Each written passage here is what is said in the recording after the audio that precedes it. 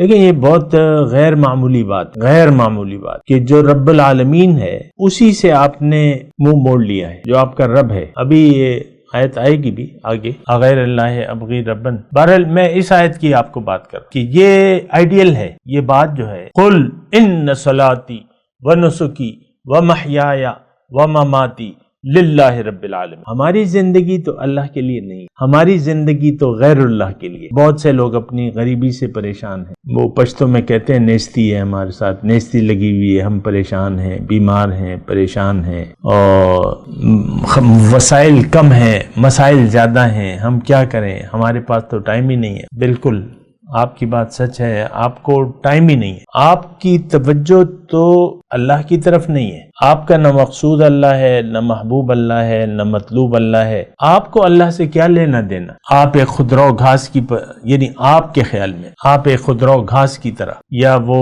برساتی کیڑوں کی طرح زمین سے نکل آئے ہو، اور بس برسات کا موسم چلا جائے گا تو تم ختم ہو جاؤ گے۔ آپ کو کیا لینا دینا زندگی سے؟ اور یہ میں بڑے دکھ کے ساتھ کہہ رہا ہوں کہ ٹھیک ہے، اگر آپ کا یہ مانتے بھی ہیں کہ مجھے اللہ نے پیدا کیا ہے، لیکن آپ کا یہ یقین کامل ہے کہ میری زندگی کا مقصد کوئی خاص نہیں ہے، اور اگر ہے تو وہ دنیا ہے۔ یہ عملی طور پہ ہم ایسا کہہ رہے ہیں۔